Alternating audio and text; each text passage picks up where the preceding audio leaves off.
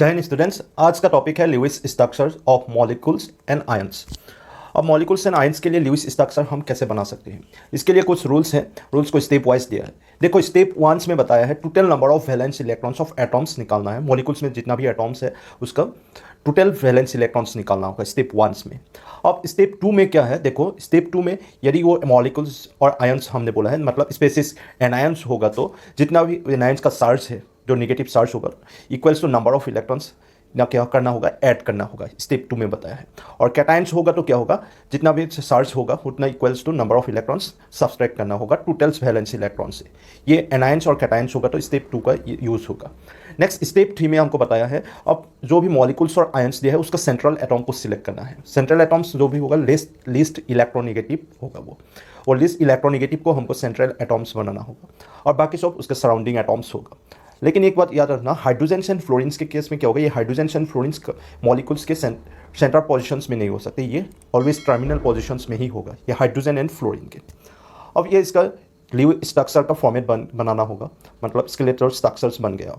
अब इसमें हमें स्टेप 4 में क्या बताया है, स्टेप 4 में हमने जो शेयर्ड इलेक्ट्रॉन्स होगा, शेयर्ड इलेक्ट्रॉन्स मतलब दो एटॉम्स के बीच में जो इलेक्ट्रॉन बोन फॉर्मेशन करेंगे, वो शेयर्ड इलेक्ट्रॉन्स पुट करना होगा इस जो स्ट्रक्चर्स का फॉर्मेट में। अब ये स्ट्रक्चर का फॉर्मेट में हमको क्या करना होगा, शेयर्ड इलेक्ट्रॉन्स को पुट करना होगा। शेयर्ड इलेक्ट्रॉन्स पुट करने के बाद टोटल वैलेंस इलेक्ट्रॉन्स से कितना रिमेनिंग इलेक्ट्रॉन्स रह गया, उसको एज ए हम मल्टीपल बोन्स या एज ए लोन पेयर्स हम उसको यूज़ कर सकते हैं। लेकिन एक बात ध्यान रखना होगा, एटॉम्स का ऑक्टेट फुलफिल करना जरूरी होगा, ऑक्टेट फुलफिल होना होगा। हाइड्रोजन के केस में डुप्लेट फुलफिल होना होगा। ऐसे ऑक्टेट और डुप्लेट फुलफिल करके ही हम इलेक्ट्रॉन्स पुट करने के बाद जो स्ट्रक्चर बनेगा उसको हम ल्यूइस स्ट्रक्चर बोलेंगे। अब देखते हैं कुछ एग्जाम्पल्स। अब एग्जाम्पल्स में हम देखते हैं पहले सल्फ्यूरिक एसिड। सल्फ्यूरिक एसिड, अब ये सल्फ्यूरिक एसिड्स में क्या होगा, तो इसका टोटल वैलेंस इलेक्ट्रॉन्स निकालते हैं। टोटल वैलेंस इलेक्ट्रॉन्स कितना होगा, टोटल वैलेंस इलेक्ट्रॉन्स सल्फर के लिए, सल्फर का 16 इलेक्ट्रॉन होगा तो वैलेंस शेल में कितना होगा 6। ऑक्सीजन का भी कितना होगा 8 होगा तो क्या होगा 2.6 मतलब 6 इंटू 4, क्योंकि 4 एटम है ऑक्सीजन का। सो प्लस क्या होगा, हाइड्रोजन का 2 है एटम्स तो 112, मतलब इसमें क्या हो गया 32 इलेक्ट्रॉन्स हो गया valence electrons, total valence electrons एक सल्फ्यूरिक एसिड मॉलिक्यूल्स में। अब देखो इसका शेयर्ड, अब हमको क्या करना होगा, इसको हम इसका फॉर्मेट, स्ट्रक्चर का फॉर्मेट, इसमें लीस्ट इलेक्ट्रॉनिक सल्फर आ गया बीच में, और सराउंडिंग में क्या होगा ऑक्सीजन हो गया 4, और बाद में हाइड्रोजन्स 2 रह गया। ये टर्मिनल पोजिशंस में होगा, मतलब ऐसे टर्मिनल पोजिशंस में हो सकता है, वैसे ऊपर भी हो सकता है। अब इसमें हमको क्या करना होगा, अब शेयर्ड इलेक्ट्रॉन्स को हमको पुट करना। शेयर्ड इलेक्ट्रॉन्स मतलब दो एटम्स के बीच में जो बॉन्ड फॉर्मेशन कर सकते हैं, तो हमने शेयर्ड इलेक्ट्रॉन्स पुट किया। अब इसका भी शेयर्ड इलेक्ट्रॉन्स, हाइड्रोजन ऑक्सीजन से शेयर्ड इलेक्ट्रॉन्स पुट किया। अब शेयर्ड इलेक्ट्रॉन इधर कितना 6 पेयर यूज़ हुआ, मतलब 12 इलेक्ट्रॉन्स यूज़ किया, मतलब इससे शेयर्ड इलेक्ट्रॉन्स कितना यूज़ हुआ है बोलेंगे तो इक्वल्स 12, मतलब इससे माइनस करेंगे तो 20 इलेक्ट्रॉन्स रिमेनिंग इलेक्ट्रॉन्स। अब इस 20 को हम क्या करना होगा, इसका ऑक्टेट फिलअप करना होगा। इसका ऑक्टेट फिलअप करेंगे तो क्या होगा, ऑक्टेट को फिलअप करने के लिए देखो इस 20 इलेक्ट्रॉन्स को इसे ऑक्टेट फिलअप करना होगा। इस ऑक्सीजन के लिए ऑक्टेट फिलअप करने के लिए 1 2 एज ए लोन पेयर हम इधर यूज़ कर सकते हैं, और इधर लोन पेयर टोटल 8 इलेक्ट्रॉन्स अब यूज़ हो गया रिमेनिंग इलेक्ट्रॉन से, और बाकी रिमेनिंग 12 है, और 12 को इधर 6 इलेक्ट्रॉन्स ऑक्सीजन में पुट किया, और इधर 6 मतलब 20 इलेक्ट्रॉन्स फिलअप हो गया। ऐसे हम इसका ऑक्टेट फिलअप कर लिया। अब हम इसका ऑक्टेट फिलअप कर लिया, ऑक्टेट फिलअप कर लिया मतलब इसके देखो ये ऑक्टेट फिलअप हो गया, ये ऑक्टेट फिलअप हो गया, और सल्फर का भी ऑक्टेट फिलअप हो गया, और हाइड्रोजन के लिए डुप्लेट होता है ऑक्टेट रूट को हम पता है। ऐसे हम सल्फ्यूरिक एसिड्स के लिए ये ल्यूइस स्ट्रक्चर बना दिया। स्टूडेंट्स आप देखो NO3 माइनस नाइट्राइट, इसके लिए हम ल्यूइस स्ट्रक्चर बनाएंगे। सो नाइट्रोजन के लिए कितना होगा, वैलेंस इलेक्ट्रॉन्स, वैलेंस शेल में कितना इलेक्ट्रॉन है नाइट्रोजन का 7 है, इसका इलेक्ट्रॉन्स 2.5 होगा तो इसका वैलेंस इलेक्ट्रॉन्स 5 आएंगे। और ऑक्सीजन के लिए तो को पता है वैलेंस इलेक्ट्रॉन 6, और इधर 3 एटम है। अब इधर निगेटिव है माइनस, तो इसके लिए आपको क्या करना होगा, जितना निगेटिव चार्ज होगा उतना नंबर्स ऑफ इलेक्ट्रॉन्स ऐड करना पड़ेगा, मतलब इधर 1 माइनस है तो +1 होगा। एनाइंस के लिए नंबर ऑफ इलेक्ट्रॉन्स ऐड होगा, तो कितना हो गया 24 इलेक्ट्रॉन्स। 24 इलेक्ट्रॉन्स क्या है, ये वैलेंस इलेक्ट्रॉन्स है इस मॉलिक्यूल्स में।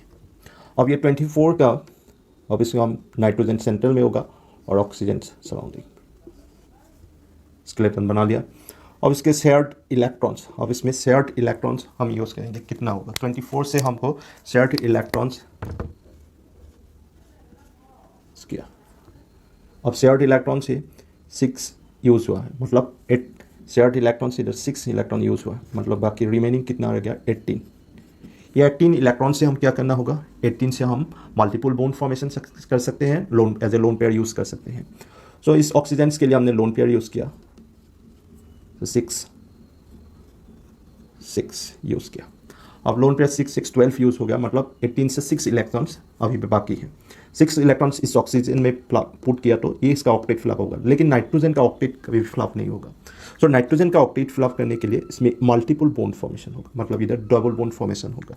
सो मल्टीपल बॉन्ड फॉर्मेशन होने से इसका नाइट्रोजन का ऑक्टेट फिलअप हो गया और 2 और बाकी 4 इलेक्ट्रॉन्स रह गया, वो 4 इलेक्ट्रॉन्स इसका लोन पेयर हो गया। अब ऐसे हम नाइट्रेट के लिए ऑक्टेट फिलअप किया और ल्यूइस स्ट्रक्चर बना सकते हैं। अब ये ऑक्टेट फिलअप हो गया, ये नाइट्रोजन का भी ऑक्टेट फिलअप, इस ऑक्सीजन का भी। लेकिन इस मॉलिक्यूल्स को ल्यूइस स्ट्रक्चर बनाए तो ऐसे माइनस सर इसमें लिखना होगा। ऐसे हम एनाइंस के लिए भी ल्यूइस स्ट्रक्चर बना सकते हैं। ऐसे हम कैटाइन के लिए बनाएंगे, कैटाइन के लिए बनाएंगे तो इसके लिए देखो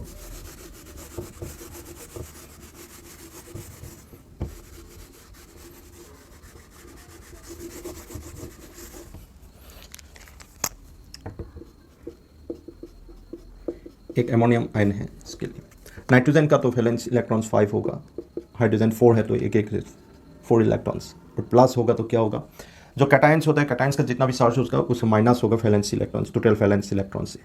इस स्टेप 2 में बताया तो माइनस, जैसे +1 चार्ज है तो -1 होगा, मतलब इसका टोटल वैलेंस इलेक्ट्रॉन्स 8 होगा। अब इसमें शेयर्ड कितना यूज़ होता है देखते हैं, इसका फॉर्मेट बना लिया। नया हाइड्रोजन टर्मिनल पोजिशंस में होता है, सो इसलिए ऐसे होगा। अब इसका इलेक्ट्रॉन्स शेयर्ड इलेक्ट्रॉन्स पुट करेंगे तो क्या होगा, शेयर्ड इलेक्ट्रॉन्स